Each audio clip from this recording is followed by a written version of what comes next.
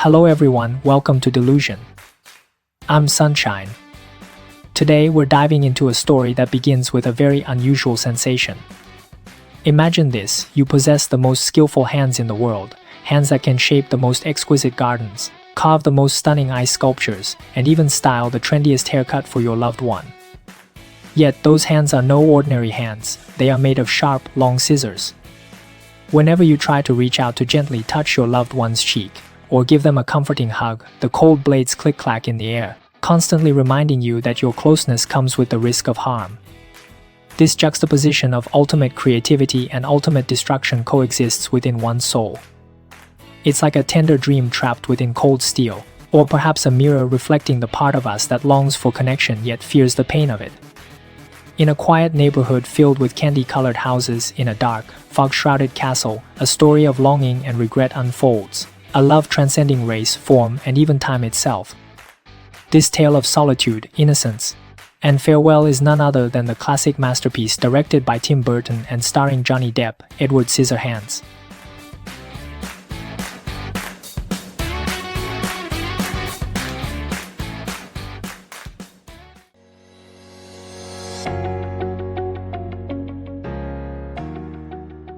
This film was released in 1990, marking the first collaboration between director Tim Burton and actor Johnny Depp, a golden pairing in cinema.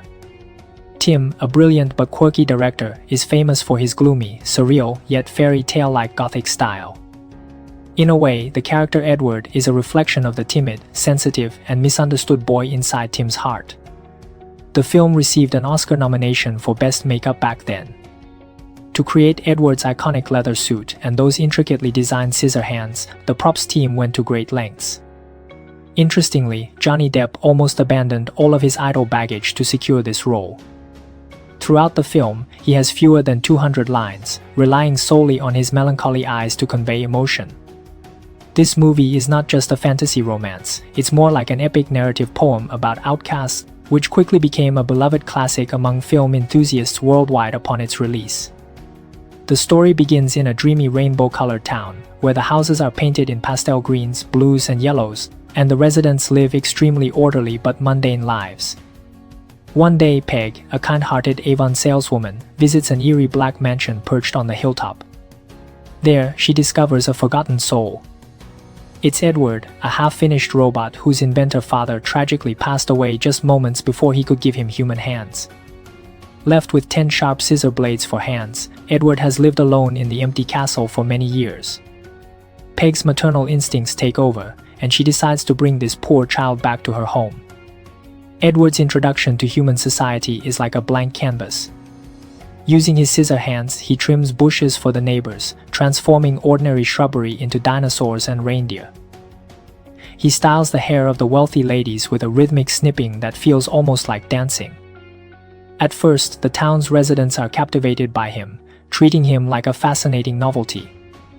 And it's here that Edward meets Peg's daughter, Kim, and falls deeply in love with this pure and innocent girl.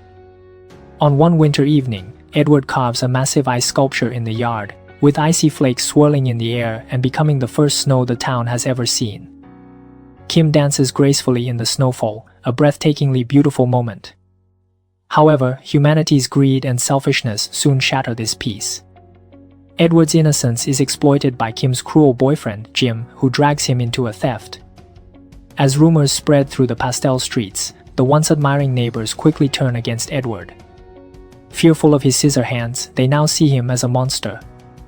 The police surround the town, forcing Edward back to the castle, while Jim angrily points a gun at him, leading to a pivotal moment of sacrifice and eternity.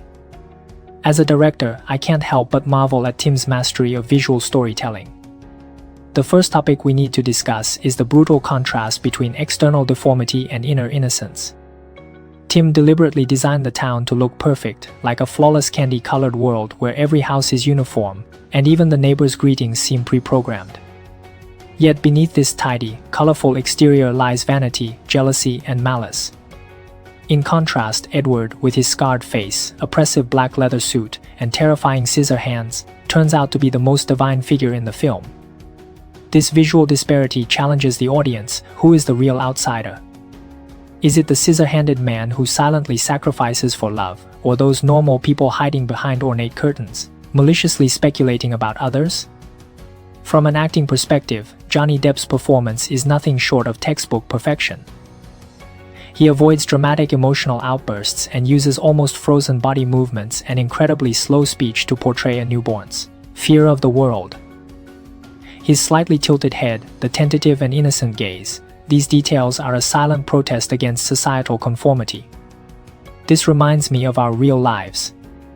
Have we, to blend into our own colorful towns, trimmed away those unique scissor hands within ourselves? We fear being labeled as monsters, so we choose mediocrity. Isn't that another form of self-destruction? Next, let's delve into the film's core and most heartbreaking philosophical theme, the paradox of the unbridgeable physical divide versus spiritual connection. Edward Scissorhands are tools for creating beauty, yet they're also the cage that isolates him from the world. Take that classic scene. Kim looks at Edward with sorrow in her eyes and says, "Hold me." Edward lowers his heavy blades and softly replies, "I can't." This isn't merely a physical inability to embrace. It's a tragic existential reality. This paradox exists in all our emotional worlds. Each of us carries our own scissors, perhaps their past traumas, inherent character flaws, or unavoidable societal responsibilities. Because of these scissors, no matter how deeply we love someone, we can't offer them the purest, most unburdened tenderness. As we often say, to protect you, I must pick up my weapon, but with that weapon in hand, I can no longer hold you tightly. This dilemma forces us to reflect. If love inevitably brings harm, why do we still choose to love? The film's answer lies in that magical snowfall. Although Edward has returned to the castle and can no longer enter Kim's life, he spends the rest of his days sculpting ice. The flying flakes become snow that falls on Kim's window every winter. This love has transformed from possession into eternal guardianship. It tells us that connection doesn't always require physical touch. When your existence becomes an irreplaceable part of someone's life, that connection transcends physical limits. Finally, we must examine the town residents' behavior from a social psychology perspective. In the film, their attitude toward Edward shifts from curiosity and exploitation to fear, rejection, and ultimately complete erasure. This is a classic cycle of group hysteria and exclusion. Edward becomes an object of projected desires.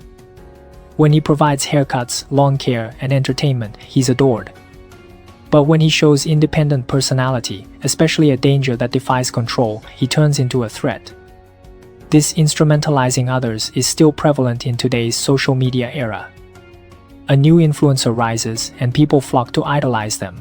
But as soon as they show the slightest deviation from public expectations, people wield moral scissors to tear them apart. This collective malice often disguises itself as justice and order. We must ponder, how can we preserve our lonely purity in such a biased world? Edward's decision to return to the lonely castle is not a compromise but a noble retreat. He preserved the sanctuary of his ice sculpture, untouched by worldly mediocrity. If you've ever felt out of place in this world, don't rush to cut off your scissors. Perhaps they're the only tools that allow you to carve out your own snowflakes. Among all the dialogue in this film, there's a line that resonates deeply even without sound. It's when elderly Kim explains to her granddaughter why it snows, saying, "I don't want him to see me like this." The scene then shifts, showing her gazing at the sky as she says, "Sometimes you can still dance in the snow." This line is iconic because it expresses a love that is restrained yet transcendent. Kim doesn't want Edward to see her aged self. She wants to eternally preserve the image of her youthful dance in his heart. It's the ultimate act of safeguarding beauty. This love doesn't dwell on day-to-day presence but transforms into a snowflake in the cycle of seasons. Then there's the most famous internal monologue conveyed visually in the film, "I love you, so I'm leaving." It precisely captures the boundary between healing and cruelty. Leaving isn't about not loving, it's about loving too much to let your sharp edges wound them again. This spirit of sacrifice feels awkward yet precious in a modern society obsessed with instant gratification. Finally, I'd like you to close your eyes and feel the cool but gentle touch of snowflakes. At some point in our lives, each of us is Edward. We possess traits that we're proud of but that also unsettle those around us. We yearn to be understood, but fear seeing the panic in someone's eyes when we reach out. Tim Burton gives us a heartfelt embrace with this film. He tells us, even if you're a scarred outsider with scissors in your hands, destined to grow old in solitude, you still have the power to create beauty. The snowflakes that fall because you couldn't embrace the ones you love are your deepest expressions to the world. Edward hasn't died. He lives in a dimension of purity that we can't touch but can always feel. Don't let colorful towns compel you to conform to mediocrity, because the world's beauty lies in those who carve dreams in the dark. Next time snow falls outside your window, take a moment to think about who might be out there, guarding that original innocence for you. About this film, what moment made you feel most deeply for Edward? Or have you ever had to leave someone to protect them? Feel free to share your story in the comments. If you enjoyed Delusion, please subscribe and share to let more lonely souls find each other here. That's all for today's episode. I wish you a good morning, afternoon, and evening. This is Delusion, and we'll see you next time.